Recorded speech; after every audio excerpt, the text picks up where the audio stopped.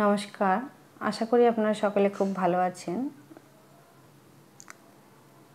তো আগের ভিডিওতে আমি অঙ্ক অনুশীলন প্রবেশ জানা দ্বিতীয় ভাগ প্রশ্নপত্র 18 পর্যন্ত কিন্তু আগের ভিডিওগুলোতে আমি সমাধান করে দিয়েছিলাম। তো আজকের ভিডিওতে প্রশ্নপত্র 19 সমাধান করে দেব। তো যারা চ্যানেলটিতে প্রথম হয়েছেন অতি অবশ্যই চ্যানেলটিকে সাবস্ক্রাইব করে রাখবেন এই ধরনের আরও ভিডিও পাওয়ার জন্য। আর যারা করেছেন তাদেরকে অসংখ্য ধন্যবাদ। তো ভিডিওটি প্রথম থেকে শেষ পর্যন্ত দেখবেন। দেখুন, একের দাগে বলেছে ছোট থেকে বড় হিসাবে সাজাও। তো এখানে একটু প্রশ্নটা অন্য প্রশ্ন থেকে একটু আলাদা আছে। এই প্রশ্নটা কিন্তু সোজা হলেও অনেকে ভুল করে। ছোট থেকে বড় সাজাও, এই যে অঙ্কটা এখানে দেওয়া রয়েছে, এই অঙ্কটা কিন্তু অনেক স্টুডেন্ট ভুল করে। তো দেখুন খুব সহজে কিভাবে করবে এবং মনে রাখবে, কোনো রকম ভুল হবে না। তো এই ছিল তোমাদের অঙ্কটা। তো প্রথমে দেখো, প্রথমে এখানে একক দশক শতক করে প্রত্যেকটা তো হয়, কিন্তু আমরা কি করব, প্রথম সংখ্যাটা আগে দেখব। প্রথম সংখ্যাটা যার ছোট সেই সংখ্যাটা সব থেকে ছোট হয়। হ্যাঁ, তো প্রথম সংখ্যাটা দেখো এর 5 আছে, তো দেখব যে 5-এর থেকে আর কোনো সংখ্যা আছে কিনা যেটা 5-এর কম। তো দেখো 5-এর পর এখানে একটা কি আছে 5-এর থেকে কম, তাহলে 5টাকে আমি ছেড়ে রাখবো, 1 আছে। এবার দেখো এখানে যে আরেকটা যেটা বলি, এখানে দেখো প্রথমে এটাতে প্রত্যেকটাতে কিন্তু 3টে করে অঙ্ক আছে। দেখো 1 2 3, এরও কিন্তু 3টে অঙ্ক আছে। এবার এখানে দেখো, এখানে কি আছে দেখো, 2টো অঙ্ক আছে। তাহলে কি 2 অঙ্কের থেকে 3 অঙ্কের সংখ্যা কি বড় হয়? তাহলে 3 অঙ্কগুলো বাদ রাখবো, আগে 2 অঙ্ক দেখব। তো 2 অঙ্ক দেখব যে আর রয়েছে কিনা। দেখো এখানেও 3 অঙ্ক আছে, এখানেও 3 অঙ্ক আছে, এখানে একটা আছে দেখো 0 1 5। যেহেতু 0 দিয়ে কোনো সংখ্যা হয় না, তাহলে শূন্যটাকে যদি আমি বাদ দিই তাহলে কি দেখো 1 আর 5, এখানেও কিন্তু একটা তোমার 2 অঙ্কের সংখ্যা রয়েছে। তাহলে 2 অঙ্কের সংখ্যা 2টো রইল। এবারে দেখব যে প্রথম সংখ্যাটা কি আছে। তো এখানে দেখো প্রথম সংখ্যা 5 আছে, আর এখানে প্রথম সংখ্যা কিন্তু 1 আছে। তাহলে 1 বড় না 5 বড়? তাহলে কি হবে, 5 যেহেতু বড় 1-এর থেকে, তাহলে 1 কি ছোট? যেহেতু তোমাকে ছোট থেকে বড় সাজাতে বলেছে, তাহলে সব থেকে ছোট কে হলো? 0 1 5। দেখো এখানে যে শূন্যটা যে দিয়েছে, শূন্যটার কিন্তু কোনো অর্থ হয় না, কিন্তু যেহেতু অঙ্কতে দিয়েছে তোমরা যখন উত্তর লিখবে শূন্যটাকে কিন্তু বাদ লিখলে হবে না। তো 0 1 5টা সবার ছোট। তারপরে কি আছে 5 1 বসিয়ে দিলাম। তাহলে যেই দুটো বসিয়ে দিলাম মাথায় কিন্তু এটা দাগ দিয়ে দিলাম, মানে এটা তোমার কমপ্লিট হয়ে গেল। বা প্রশ্নে যে প্রশ্ন থাকে সেটা তুমি কিন্তু পেন্সিল দিয়ে তলায় দাগ দিতে পারো। আর রহরাতে কিন্তু তোমার পেনে এক্সাম দিতে হয়। অন্যান্য মিশনে কিন্তু পেন্সিল অ্যালাও আছে, তো তোমরা পেন্সিল দিয়ে সেটা দাগ দেবে। তো দুটো সংখ্যা বাদ গেল, বাকি থাকলো 4টে। এবার 4টে দেখো প্রত্যেকটাই কিন্তু 3টে করে অঙ্ক আছে। এবার দেখবো প্রথম অঙ্কগুলো কার বড় বা কার ছোট। এখানে 5 আছে আর এখানে 1 আছে, তো 1-এর থেকে 5 বড়, তাহলে তুমি 5টাকে ছেড়ে রাখো এখন। তাহলে 1টাকে ধরলে, আর একটা দেখো এখানেও কিন্তু 1 আছে আর একটা 5 আছে, তাহলে এখানেও 5টাকে ছেড়ে দাও। তাহলে দুটো 1 আছে, তাহলে এই দুটো নিয়ে আগে কাজ করি। তো এখানে দেখো 1 0 5 আছে, 1 5 0। তো প্রথম সংখ্যা দুটোরই কিন্তু একই আছে। তাহলে এবার বুঝবো কী করে যে কে ছোট? তখন আমরা কিন্তু দ্বিতীয় ঘরের সংখ্যাটা দেখব। দেখো দ্বিতীয় ঘরে এখানে আছে 0 আর এখানে আছে 5। তাহলে কে ছোট? 5-এর থেকে 0 ছোট, তাহলে কি এই সংখ্যাটা তোমার ছোট আর এটা বড়। তাহলে আগে কি আছে 1 0 5 লিখলাম, তারপরে 1 5 0 লিখে দিলাম। তাহলে কি হলো তোমার এই সংখ্যাটা আর এই সংখ্যাটা, এটা কিন্তু তোমার কমপ্লিট হয়ে গেলো। 4টে সংখ্যা থাকলো কত দেখো 5 0 1 আর থাকলো 5 1 0। তো এটা দেখবো প্রথম সংখ্যা, এরও 5 এরও 5। তাহলে বুঝবো এবার কি করে নেক্সট সংখ্যাটা দেখবো। এর দেখো 0 আছে, এর 1 আছে, তো কি আছে 1-এর থেকে 0 কি হয় ছোট, তাহলে এই সংখ্যাটা ছোট। তারপরে এটা, তাহলে 5 1 0 লিখলাম, বাকি যেটা পড়ে থাকলো লিখলাম। হয়ে গেল তোমাদের ছোট থেকে বড় সাজানো। তো আমি যেভাবে বললাম তোমরা যদি পরীক্ষা এইভাবে বাড়িতে শিখে প্র্যাকটিস করো, পরীক্ষার হলে তোমাদের অসুবিধা হবে না। এবং ছোট থেকে বড় বা বড় থেকে ছোট যাই দেখ না কেন, বা এগুলোর যার একটা নাম আছে সেই নামটাও কিন্তু তোমরা জেনে রাখবে, যে মানের ঊর্ধ্বক্রমে সাজাও ও অধক্রমে সাজাও। তো সেগুলোও কিন্তু তোমরা জেনে রাখবে, আগের ভিডিওতে কিন্তু আমি বলে দিয়েছি। তাহলে কিন্তু তোমাদের আর পরবর্তীতে ভুল হওয়ার চান্স থাকবে না। নেক্সট প্রশ্ন আছে দেখো 2-এর দাগে বিয়োগ করো 5 0 3 গ্রাম বিয়োগ 49 গ্রাম। দেখো এখানে গ্রাম আছে, তো গ্রামটা আমি যেরকম গ্রাম আছে লিখবো। যেভাবে আমরা বিয়োগ শিখেছি ঠিক একই রকমভাবে বিয়োগটা এখানে করব। তো 503 আর 49 লিখলাম, এখানে সাইডে গ্রাম লিখলাম। এবার বিয়োগ যেরকম তোমরা শিখেছো, তো 3 কি যেহেতু ছোট আছে 13 ধরবো, তো 13 থেকে 9 গেলে কত 4 থাকে, হাতের একটা নিচের সঙ্গে যোগ হয়, 4 একে কত 5, তাহলে এখানে শূন্য আছে কি 10 ধরবো, তাহলে 10-এর মধ্যে 5 গেলে কত থাকে 5, হাতের একটা নিচে যোগ হয়, কিছু নেই মানে 1 বাদ যাবে, তাহলে 5-এর থেকে 1 গেলে কত 4 থাকে, 4 5 4 কি মানে 454 গ্রাম হলো তোমাদের আনসার। তোমরা পরীক্ষায় লিখবে, উত্তর লিখবে, নির্ণয় বিয়োগ ফল বলে লিখবে। নেক্সট বলেছে দেখো, স্থানীয় মান অনুসারে সাজিয়ে যোগ করো। স্থানীয় মান মানেই একক দশক শতক, তোমাকে একক দশক শতক করে লিখে নিয়ে তোমাকে সাজাতে হবে, সাজিয়ে নিয়ে তোমাকে যোগ করতে হবে। 2003 আছে, 999 আছে, 909 আছে। তো অঙ্কটা দেখে নিলে, এবার চলো উত্তরে আসি।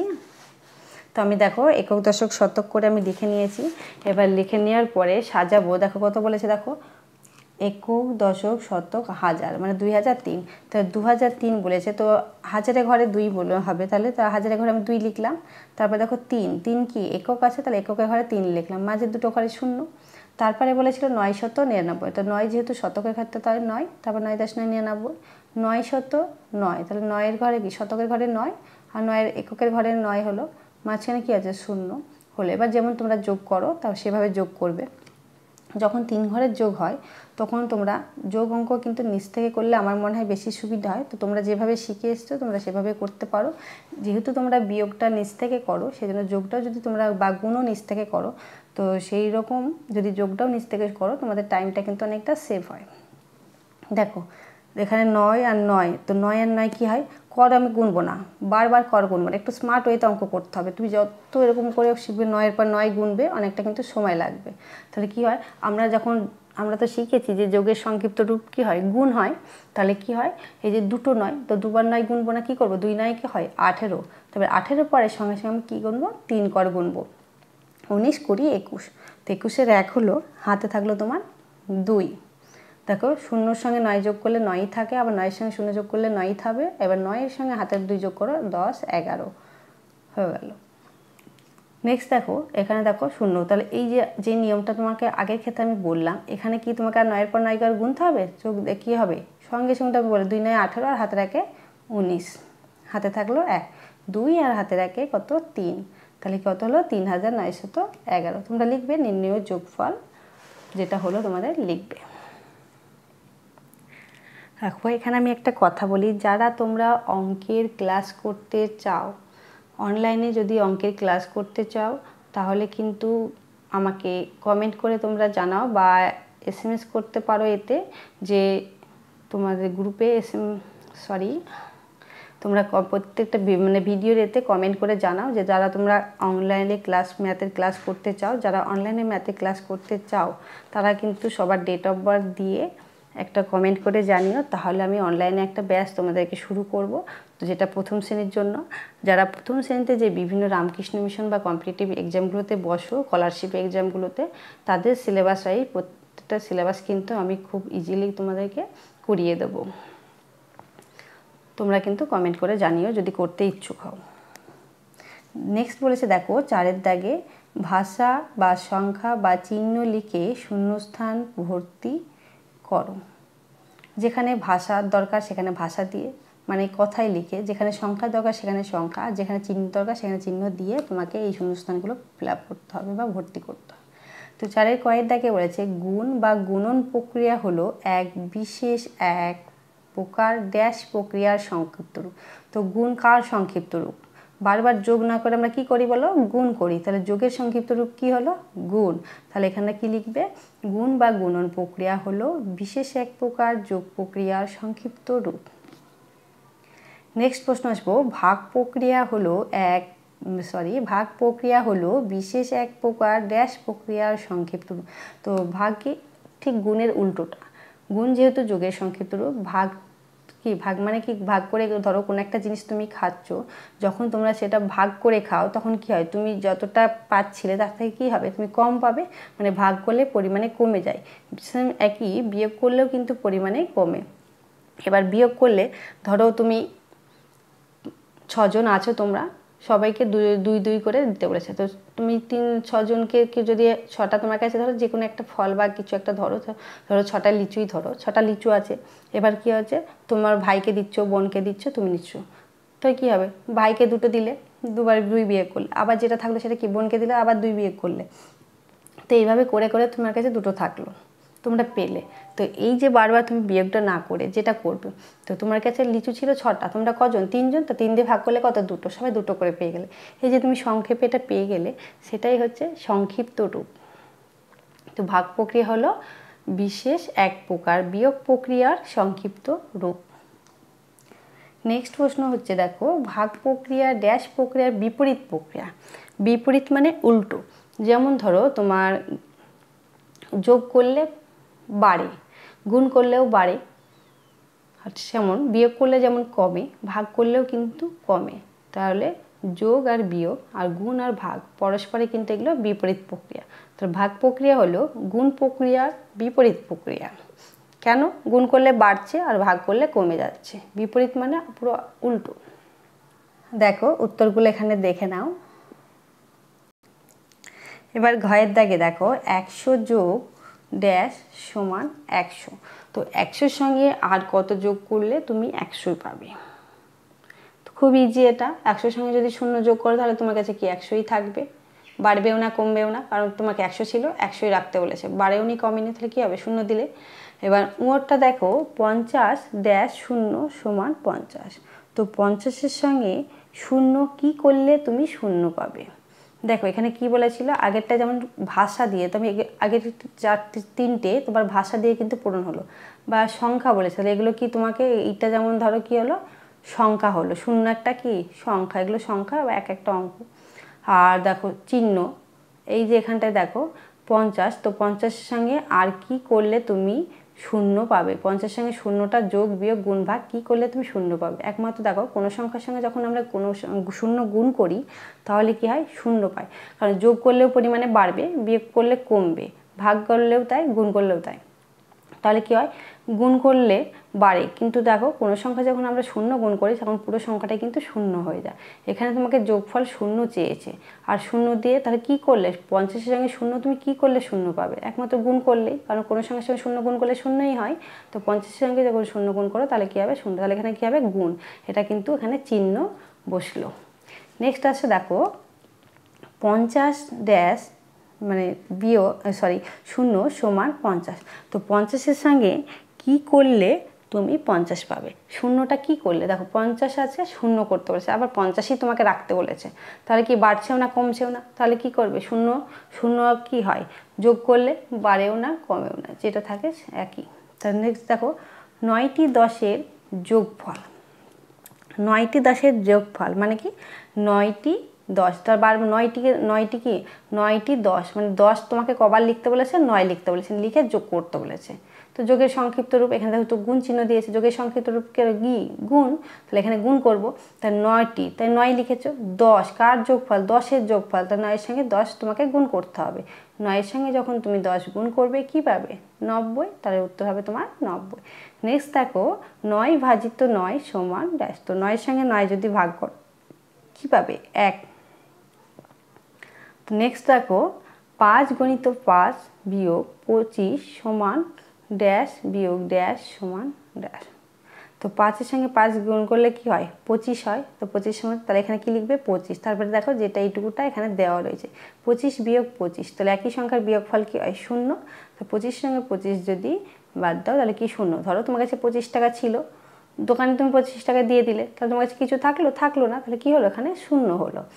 নেক্সট দেখো, থাকে 72 যোগ 27 সমান ড্যাশ সমান 27 যোগ ড্যাশ। তাহলে দেখো 72 যোগ 27 সমান দিয়েছে, সমান মানে কি তোমাকে যোগফল নির্ণয় করতে হবে।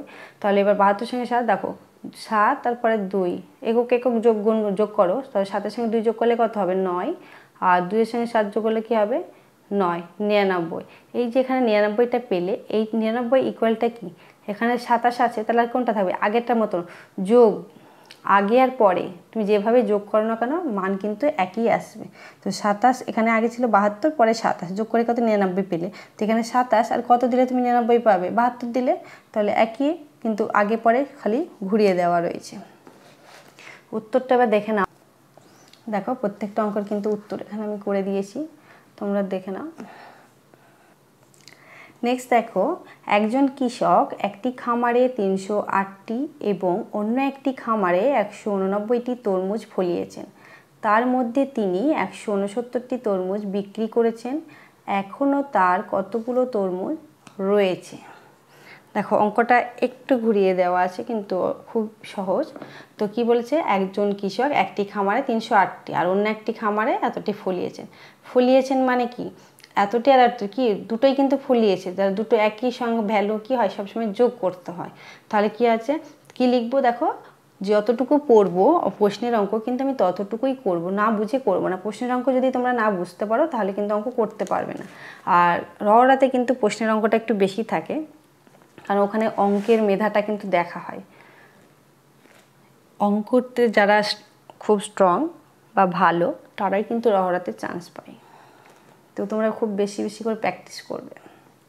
তো কী লিখবো, দেখো প্রথম খামারে তরমুজ ফলিয়েছেন 308টি, দ্বিতীয় খামারে ফলিয়েছে 179টি, মোট ফলিয়েছে কত, তাহলে যোগ করব। তো দেখো এই যে 9 আছে আর এখানে 8, 9 দেখো এখানে যদি আর 1 দাও তো আমি 10 পেয়ে যাবো। তাহলে 1 10 এখানে যদি 1 দাও এখানে একটা কি হয়, কমে যায়। তাহলে 1 10 7 কি হয়, 17, 7 হাতে থাকে 1, 8 আর হাতে থাকে 9, 3 আর 1 4, 497, এতটি মোট ফলিয়েছে। এবার দেখবো যে এরপরে কি বলেছে। দেখো পরবর্তীতে বলেছে তার মধ্যে তিনি 169টি তরমুজ বিক্রি করেছেন, যেটা ফলিয়েছিল তার থেকে কি হয়েছে 169টা বিক্রি করেছে। বিক্রি করলে কি হলো, তার কাছে পরিমাণ যেটা ছিল সেটা কিন্তু কমে গেল। যখন আমরা কমে যাই তখন আমরা কি করি, বাদ দিলে কমে যায়, তাহলে এটা কি করব, বাদ দেবো মানে বিয়োগ করব। তাহলে কি পাবো, দেখো এখন তার কতগুলো তরমুজ রয়েছে, মানে বিয়োগ করার বিক্রি করার পর কতগুলো রয়েছে তোমাকে সেটা বের করতে হবে। তো কতগুলো রয়েছে সেটা বের করতে গেলে কি করতে হবে, তোমাকে বিয়োগ করতে হবে, তবে তুমি বের করতে পারবে। তো চলো বিয়োগ করি। তো দেখো মোট তরমুজ হচ্ছে 497টি। কি করেছে, উনি বিক্রি করেছেন, কতটি করেছেন, 169টি। যেমন তোমরা বিয়োগ করো, দেখো 7 থেকে কি 17, 17 থেকে 9 গেলে কত থাকে 8, হাতের একটা এখানে যোগ হয় 7, 9 7 গেলে কত 2, 4 1 গেলে 3 থাকে, রইল তাহলে 328টি। উত্তর লিখবে, এখন তার 328টি তরমুজ রয়েছে। দেখো নেক্সট প্রশ্ন বলেছে নিচের নির্দেশ মতো সাধারণ ভাষায় সমস্যা দুটি লেখো। আগের অঙ্কটা যে প্রশ্নের অঙ্কটা করলে সেই রকম এখানে তোমাকে অঙ্কের উত্তরটা দেওয়া রয়েছে, তোমাকে এটা কিন্তু লেখাটা তোমাকে ভাষায় লেখাটা তোমাকে লিখতে হবে। তো তোমরা এটা নিজেরা ট্রাই করবে, আর না পারলে তোমরা কমেন্ট করে জানিও, পরের ভিডিওতে আমি করে কিভাবে করতে হয় সেটা বলে দেবো। নেক্সট দেখো ভালো করে লক্ষ্য করে ছকের ঘরগুলো নির্ণয় করতে বলেছে। খুব ইজি, দেখো এটা 7 গণিত, এগুলো গুণ করতে হবে। 7-এর সঙ্গে 4 আছে তো 4 গুণ করবে, 7-এর সঙ্গে 7 আছে, যেরকম আছে তোমরা নামটা পরে পরে গুণ করে দেবে। তো দেখো 0 দিয়ে শুরু করি, তাহলে 7 শূন্যে কত 0, 7 3 কত 21, 7 4 28, 7 7 49, 7 7 কত 42, আর 7 9 কত দেখো 63, আর 7 5 35, 7 8 56 করবে। দেখো উত্তরটা এখানে করে দিয়েছি। নেক্সট প্রশ্নে আসবো, 3 জন শ্রমিকের দৈনিক মানে রোজের, ঠিক আছে একদিন, 3 জন শ্রমিকের দৈনিক মানে একদিন। তোমরা প্রত্যেকটা এই যে কথার অর্থ না বুঝলে কিন্তু প্রশ্নের অঙ্ক করতে পারবে না। দৈনিক শ্রমিকের 3 জন শ্রমিকের দৈনিক মানে একদিনের মোট মজুরি 750 টাকা, মানে এই যে 750 টাকা কজনে পাচ্ছে, 3 জন পাচ্ছে, কদিনের, একদিনের পাচ্ছে। হ্যাঁ, যদি তাদের প্রত্যেকের মজুরি সমান হয়, প্রত্যেকের মজুরি মানে সমান হয়, এই যে 700 টাকাটা 3 জনের মধ্যে এমন ভাগে ভাগ করতে হবে 3 জনে কিন্তু একই পাবে, কেউ কমও পাবে না বেশিও পাবে না, সেটাই তোমাকে বলেছে। যদি তাদের প্রত্যেকের মানে 3 জনের এক একজনের, হ্যাঁ প্রত্যেকের মজুরি সমান হয়, মানে 700 টাকার যেটা পাবে মানে 3 জনে একই পাবে, তবে তারা প্রত্যেকে প্রতিদিন কত টাকা মজুরি পান। তবে মানে এই যে তুমি যে ভাগটা করলে সেইটা কতজন কত টাকা করে পাচ্ছে তোমাকে সেটাই বের করতে বলেছে। তাহলে 3 জনে যদি 750 টাকা পায়, একজনে কি হবে, একজনের প্রত্যেকের বলেছে মানে একজনে বের করতে বলেছে, একজনের কি হবে নিশ্চয়ই কম হবে, আর কম হলে কি হবে 3 জন মানে 2 জনের কত পেলো, একজনের কত পেলো, তো এইভাবে তোমরা বিয়োগ করে যাবে। তো বিয়োগের যেহেতু সংগীত রূপ কি ভাগ, তাহলে অঙ্কটা কি করবো আমরা ভাগ করে করব। চলো দেখি। তো দেখো 3 জন শ্রমিকে মজুরি পান 750 টাকা। এবার লিখবো একজন শ্রমিকে মজুরি পান 750 ভাজিত 3 টাকা সমান কত, দেখো ভাগ করে এদিকে বাদিকে ভাগটা তোমরা করবে। দেখো 3 2 কত 6, যেহেতু এর একটা সংখ্যা মানে 3-এর থেকে বড়, তো একটা সংখ্যায় নেব। তো 3 2 কত 6, হাতের থাকে 1 বিয়োগ করতে হয়। আর এবারে দেখো একটা একটা করে সংখ্যা নাম, তো ভাগের ক্ষেত্রে একটা একটা করে সংখ্যা নামে। তো 15 হলো, 3 5 15, তারপরে কি দেখো এখানে যদি 0, এবার 3 0 কত 0, তাহলে কি হলো 0, 250 টাকা। তাহলে এক একজন কত পাচ্ছে 250 টাকার উত্তর লিখবে। তারা প্রত্যেকে প্রতিদিন 250 টাকা করে পেয়েছে। তারা মানে এক একজন একদিনে 250 টাকা করে মজুরি পান, মানে কাজের যে পারিশ্রমিক। দেখো নেক্সট প্রশ্ন বলেছে 3 কিগ্রা 225 যোগ 4 কিগ্রা 328 গ্রাম সমান কত। তো তোমরা যেভাবে যোগ করো অঙ্কটা কিন্তু সেভাবেই করবে, দেখো হয়ে যাবে। তো দেখো 3 কিগ্রা 225 গ্রাম, নিচে লিখলাম কিগ্রার নিচে কিগ্রা লিখবে, আর গ্রামের নিচে গ্রাম লিখবে। তো দেখো 4 কিগ্রা 380 গ্রাম বলেছিল, তো কিগ্রার নিচে কি লিখলাম 3-এর নিচে, তাহলে 4 কিগ্রা লিখলাম 380 গ্রাম। এবার যেভাবে যোগ করতে হয় 5 0 কত 5, 8 আর 2 10, 0 হাতে থাকে 1, 3 2 5 আর হাতে থাকে 6, এত গ্রাম হয়ে গেল। এবার কিগ্রা নামলো 4 আর 3 কত 7, 7 কিগ্রা 605 গ্রাম হলো। এই ছিল তোমাদের 19 নম্বর প্রশ্নপত্র। পরের ভিডিওতে আমি প্রশ্নপত্র 20 নিয়ে আলোচনা করব। আর যদি ভিডিওটি ভালো লাগে প্রতিবারের ন্যায় লাইক করে দিও, আর অন্য বন্ধুদেরকে তোমার শেয়ার করে দিও, তারাও যেন দেখে উপকৃত হয়।